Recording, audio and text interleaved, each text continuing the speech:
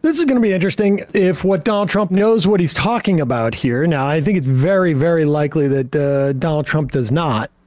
But when you hear the word entitlements, and I don't generally use that word because it sounds a little pissy, but when people say the word entitlements in this country, what they are referring to is something called Medicaid or Social Security.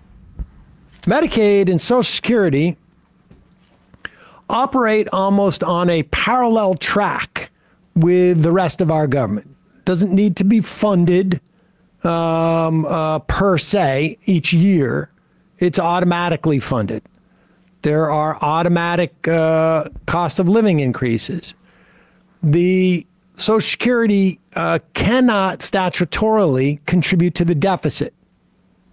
Over the years, the Social Security Trust Fund has been raided by politicians who want to keep the deficit down and cut taxes for people.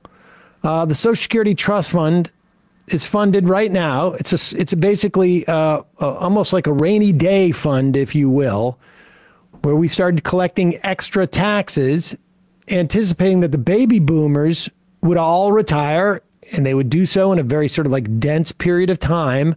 And they're a huge generation. And so money was saved up to pay for them. That money, as it's scheduled to right now, will run out in about 9 years, 2033. And then if the government does absolutely nothing, people will be paid out about 80% of what they should be. This is there are many, many ways to fix this. And I should say that nothing is scheduled to pay out even 3 years from now. We have a government shutdown. The idea that the government has to respond to potential non-funding of things happens every year. So they certainly can do it for Social Security, and they will.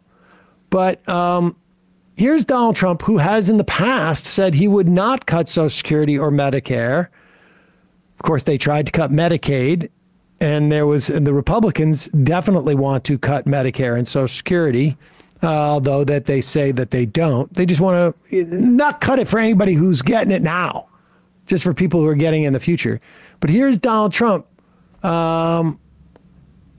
talking about entitlements, and it's possible on CNBC's Squawk Box that he doesn't know what he's talking about, or it's just possible that he's like, well, eventually we'll get there and nobody listens to Squawk Box except for my donor base. So stark policy differences, obviously, Mr. President, but one thing that I think that at least the perception is that there's not a whole lot of difference between what you think we should do with entitlements or non-discretionary spending and what President Biden is proposing. It's almost a third rail of politics. And we've got a 33, Positive. I should 34. just say that they've been calling Social Security the third rail of politics for decades. So to say it's almost the third rail of politics is like this blowhard trying to seem like he's coining a phrase, which has been around longer than I've been alive. As like all the elite people talk about how we'd love it if this wasn't a third rail. Like a real third rail is like ending an intervention. Why do we have to be in the intellectual dark web to talk about this? Such taboo. Ooh, okay, go ahead. Entitlements or non-discretionary spending and what President Biden is proposing. It's almost a third rail of politics. And we've got a 33, 34 trillion dollar total debt built up, and very little we can do in terms of cutting spending.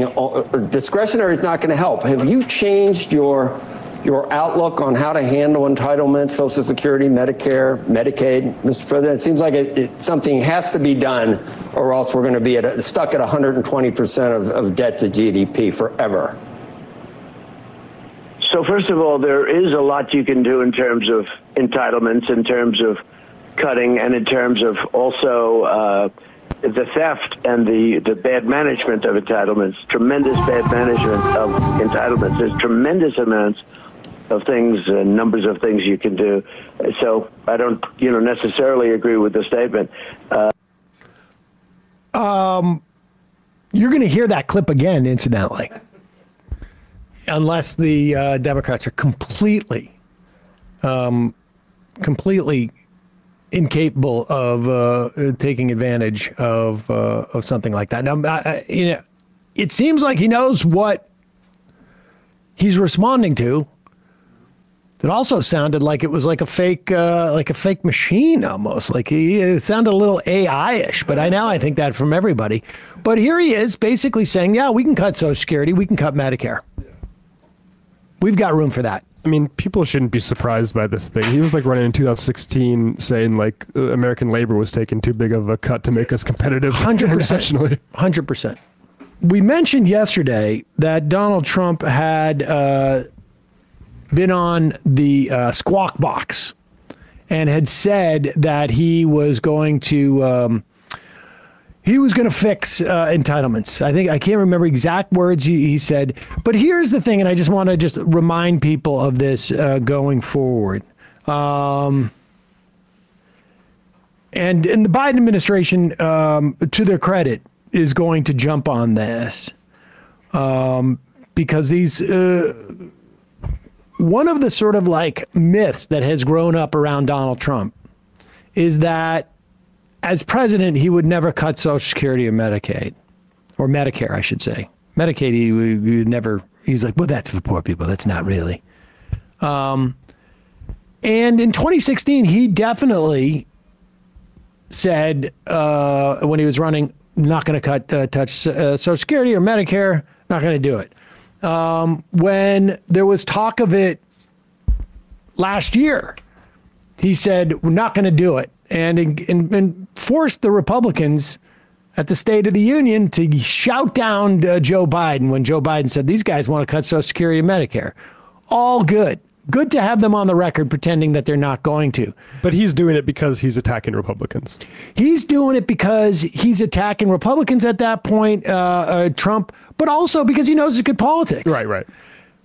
But if you look at the 2018, the 2019 budget proposals, you will see that he wanted to cut Social Security and Medicare. What?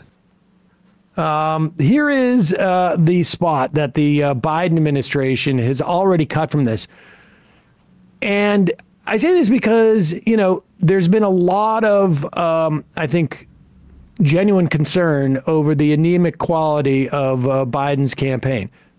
Putting aside, obviously, the real problem that they've been supporting a genocide, and that tends, with at least some people in the country, to depress turnout, and I think even maybe more importantly and less articulated, it depresses the organizers who are supposed to be out there rallying their various organizations to mobilize in this year. But here is the ad they put out. Look on how to handle entitlements, Social Security, Medicare, Medicaid. So first of all, there is a lot you can do in terms of entitlements, in terms of cutting. If anyone here tries to cut Social Security, Medicare, or raise the retirement age, I will stop you. I will stop you. They already did it quick. And I mean, so the bottom line is, be clear about this. In 2018, 2019, his or proposed budgets for those years cuts to Social Security and Medicare. In 2020, he wanted to permanently eliminate the payroll tax. When they come and say, we're going to give you a break by taking away the payroll tax, understand the payroll tax is the sole funding mechanism for Social Security, and essentially Medicare as well. There's like additional taxes on some capital gains that Medicare also gets. Biden has proposed increasing some corporate and some capital gains taxes to further fund Medicare.